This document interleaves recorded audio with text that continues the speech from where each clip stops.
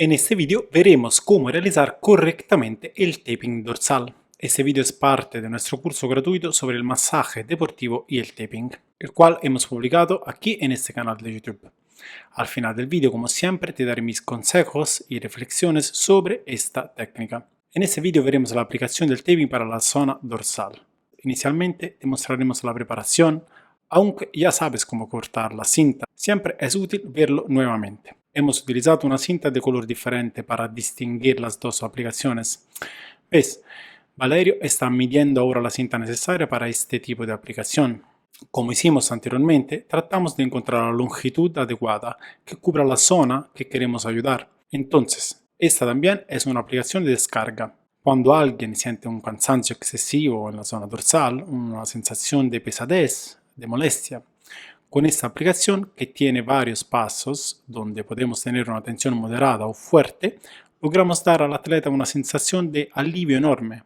Pero esta aplicación se combina a menudo con la del área cervical o es independiente. Digamos que son dos cosas cercanas pero distintas, porque combinarlas podría crear una rigidez excesiva, lo que podría comprometer la movilidad natural de la persona. Entonces, si necesitamos trabajar la columna cervical, lo hacemos para la cervical. Y si necesitamos trabajar la zona dorsal, lo hacemos para la dorsal, porque las dos aplicaciones podrían generar un pequeño conflicto entre ellas. Claro, ¿no? Visto que Valerio redondeó las esquinas como en el video anterior. Y ahora invitamos a nuestro modelo a flexionarse mucho más que antes. Siempre le pedimos que se abrace, pero ves que ahora ha realizado una flexión del tronco mucho mayor que antes. ¿Cómo se realiza? En la zona dorsal lo hacemos flexionarse hacia adelante de manera más acentuada que en el tratamiento anterior. Estiramos lo más posible, identificamos la zona central y con los dedos recorremos la columna a ambos lados. Debemos aplicar las dos cintas de taping a los lados, desde el inicio de la zona dorsal hasta casi la parte dorso-lumbar. Tratamos de mantener la misma distancia desde las vértebras tanto a la derecha como a la izquierda, siempre de arriba hacia abajo, y siendo esta la base del taping sin ninguna tracción. Es decir, una aplicación en su longitud natural. Perfecto. Y todo esto siempre manteniendo la posición flexionada hacia adelante, para comenzar con un estiramiento de la musculatura que queremos apoyar y facilitar. Aplicamos estas primeras dos cintas verticalmente, como puedes ver. A este punto creamos tracciones en la parte superior.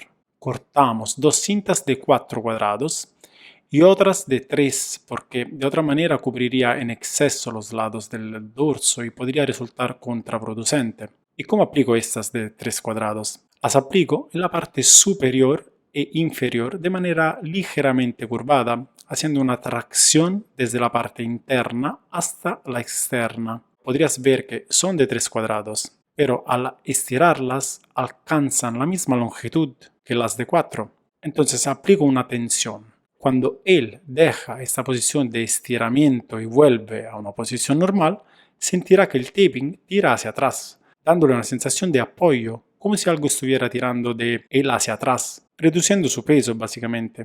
Es una sensación maravillosa para quienes tienen este tipo de problema. Estas cintas, aplicadas casi horizontalmente, diría oblicuas, la inferior sigue casi la línea costal, mientras que la superior es oblicua y definitivamente no horizontal. Las aplicamos en pendiente hacia arriba y hacia abajo para dar más espacio en el centro. Si queremos reforzar aún más la aplicación, podría no ser suficiente ese diseño y podríamos necesitar aumentar la tensión con otra cinta central, también de 3 cuadrados, como la que estoy preparando. Para aumentar esta sensación, si el atleta nos dice que necesita algo más fuerte, dejamos espacio para agregar a otras dos cintas. Entonces, estas son las bases que Valerio te ha mostrado, pero todo es personalizable, como ya dijimos. Son bases sobre las cuales podemos trabajar, aumentar y modificar.